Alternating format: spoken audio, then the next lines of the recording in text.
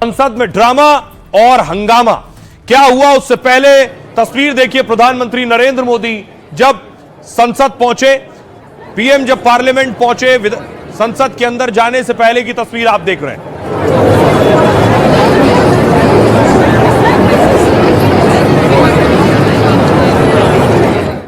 और उसके बाद आज जो उपराष्ट्रपति हैं, जो राज्यसभा के सभापति होती हैं, उनका भी पहला दिन था। माननीय सभापति जी,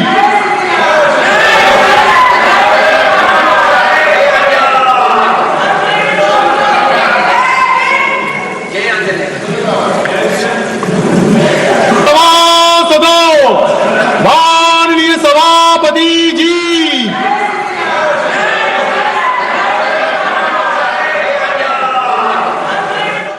तो आज नए सभापति पहुंचे, लेकिन कांग्रेस पुराने सभापति को याद कर रही थी, धनखड़ साहब को। कांग्रेस कह रही थी इन्हें फेयरवेल नहीं दिया, फेयरवेल देना था।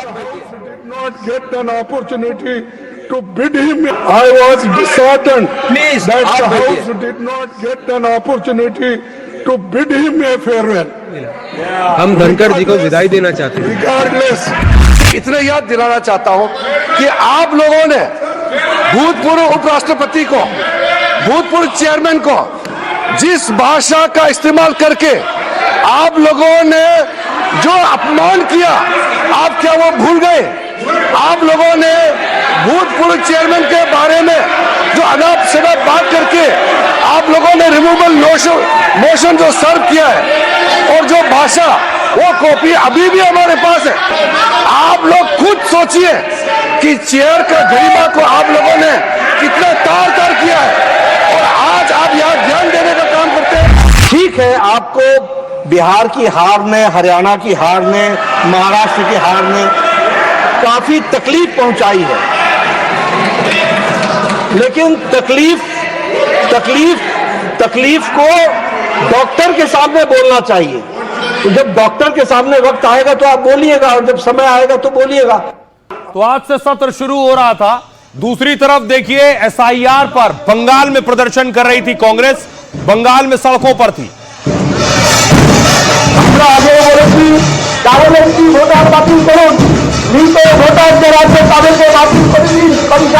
कांग्रेस तैयारी में थी कि एसआईआर को बड़ा मुद्दा बनाएंगे, संसद से सड़क तक। इसलिए अधीर रंजन चौधरी बंगाल में सड़क पर एसआईआर के खिलाफ प्रदर्शन कर रहे थे। और दूसरी तरफ देखिए संसद के अंदर क्या हो रहा था। पार्लियामेंट में, लोकसभा में विपक्ष प्रदर्शन कर रहा था, एसआईआर के खिलाफ नारेबाजी कर रहा था।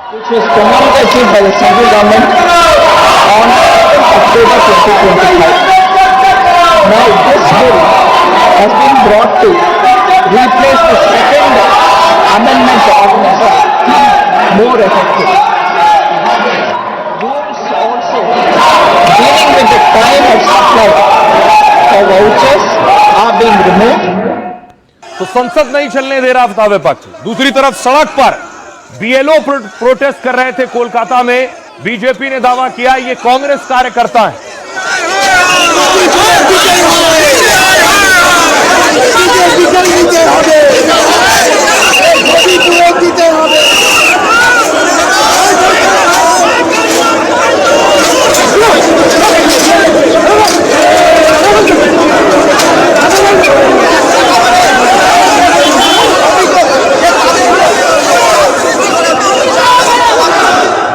पूरी तैयारी थी कांग्रेस पार्टी की कि सड़क पर भी प्रदर्शन नजर आए और लोकसभा के अंदर भी।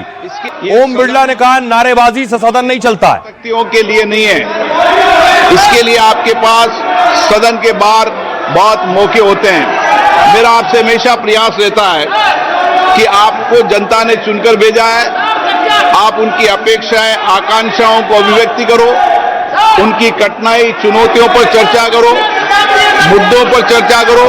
मैं सबको पर्याप्त समय, पर्याप्त अवसर उपलब्ध कराऊंगा, लेकिन नियोजित तरीके से सदन को बाधित करना ये लोकतंत्र के लिए अच्छी परंपरा नहीं है। देखिए हुआ क्या, लोकसभा में हंगामा होता रहा और कार्रवाई लोकसभा की स्थगित करनी पड़ी। जो चेयर पर मौजूद थे उन्होंने स्थगित की लोकसभा की कार्रवाई। Go ahead or not? You want to be heard or not? If you don't want to be heard, सभा की कार्यवाही कल मंगलवार दिनांक 2 दिसंबर 2025 को प्रातः 11 बजे तक लिए स्थगित की जाती है। दूसरी तरफ देखिए, संसद की कार्रवाई स्थगित हो गई, लेकिन पीएम मोदी ने संसद में अंदर जाने से पहले विपक्ष पर हमला किया, जिस पर सबसे ज्यादा हंगामा हुआ। यहाँ ड्रामा नहीं, डिलीवरी होनी चाहिए। ड्रामा करने के लिए जगह बहुत होती है, जिसको करना है करते रहें। यहाँ ड्रामा नहीं, डिलीवरी होनी चाहिए। नारे के लिए भी जितने नारे बुलवाने वो पूरा देश खाली पड़ा है। जहां पराजित होकर के आए वहां बोल चुके हो, जहां अभी पराजय के लिए जाने वाले हो वहां भी बोल दीजिए, लेकिन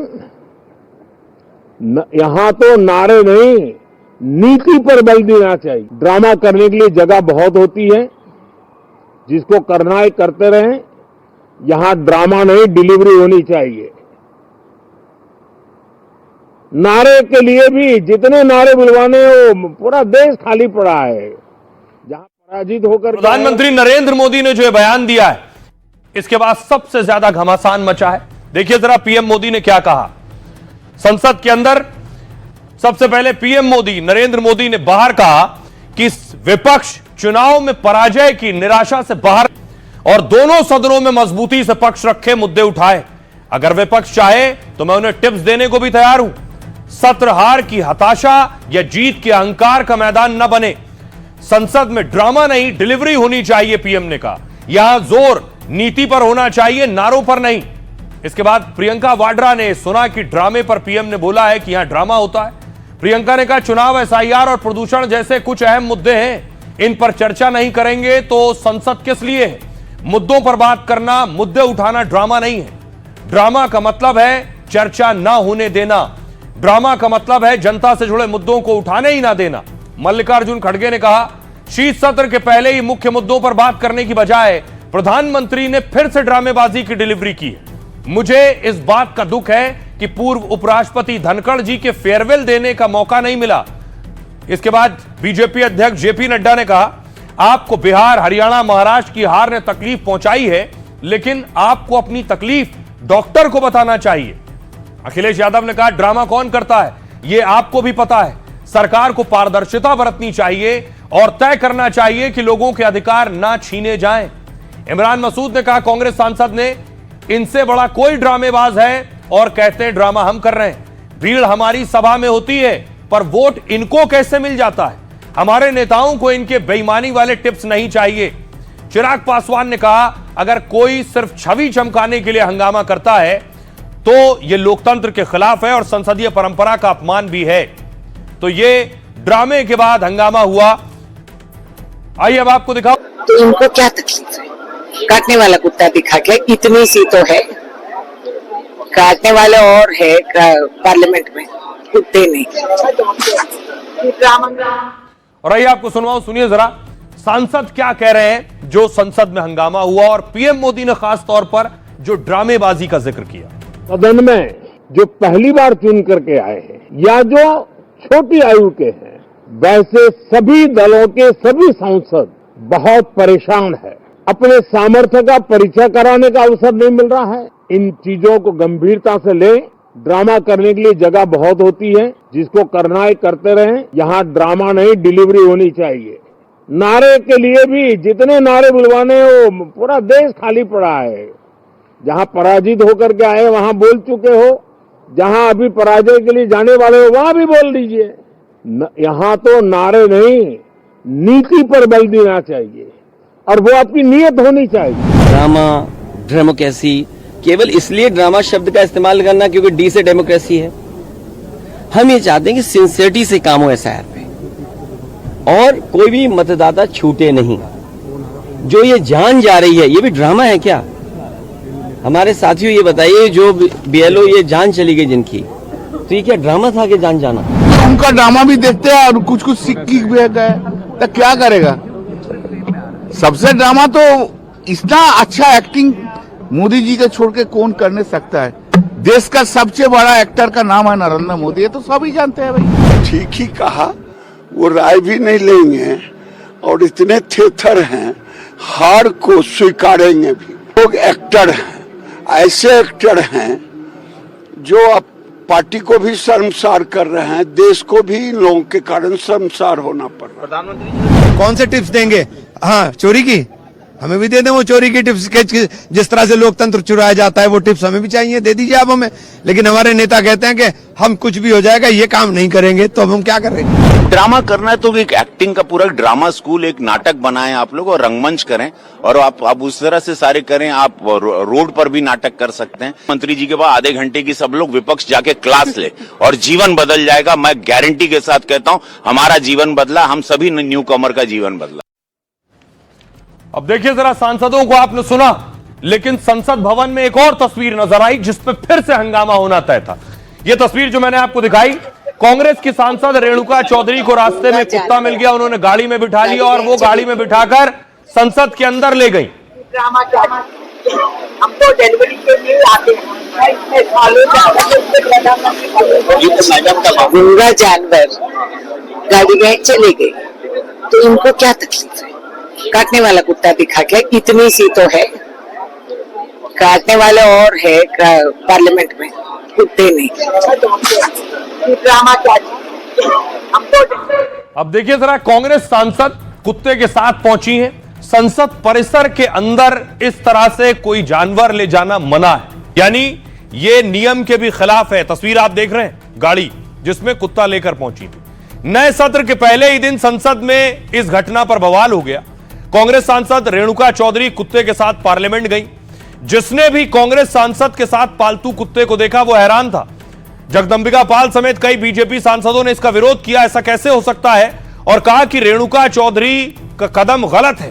संसद में विशेषाधिकार का मतलब दुरुपयोग नहीं होता है।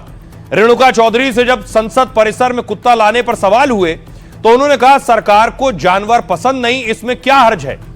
ये छोटा और बिल्कुल नुकसान ना पहुंचाने वाला जानवर है। काटने वाले और डसने वाले संसद में और हैं, कुत्ते नहीं। मैं संसद आ रही थी, तभी छोटा सा पिल्ला सड़क पर घूम रहा था। मैंने सोचा ये किसी गाड़ी के पहिए के नीचे आ जाएगा, उसे गाड़ी में बिठाकर मैं संसद आ गई और वापस भी भेज दिया। अब गाड़ी भी गई, कुत्ता भी गया, तो चर्चा किस बात की हो रही है? आपको बताऊं, यह सरासर उल्लंघन है। संसद में पालतू जानवर लाना नियमों के खिलाफ माना जाता है। संसद भवन परिसर में केवल अधिकृत व्यक्ति और वाहनों का प्रवेश वैध है। संसद के कानून के मुताबिक सुरक्षा जांच के बाद ही परिसर में प्रवेश होता है।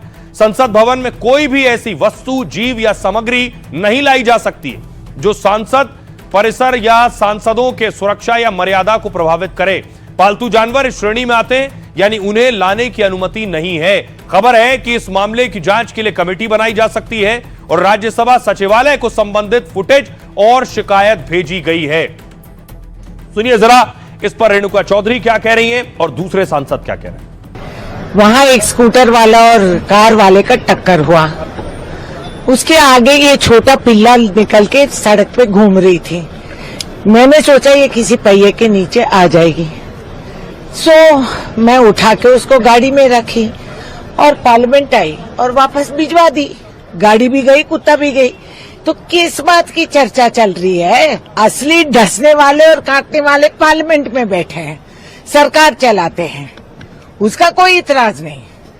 हम किसी गूंगे जानवर का हम देखभाल करते हैं। पवित्र मंदिर में जो देश का सबसे बड़ा पंचायत है, जहां सांसद बैठे हुए हैं, सांसद विभिन्न राज्यों से, विभिन्न क्षेत्रों से चुनकर आते हैं। लोगों की आस्था उनके साथ है, इसलिए यहाँ बैठे हैं और सारे देशवासियों की बातें यहाँ रखते हैं। उनके प्रति हम सब के मन में जो जिस दल का हो, आदर और श्रद्धा का भाव होना चाहिए। ऐसी परिस्थिति में रेणुका जी संसद के परिसर में अगर इस तरह का वक्तव्य देती हैं तो मुझे लगता है कि यह वक्तव्य उनकी कुत्सित विचारधारा को ही जाहिर करता है। इससे ज़्यादा मैं कुछ नहीं कह सकती हूँ। क्या कहूँ, हम सब निरुत्तर हैं इस तरह की बातें सुनकर।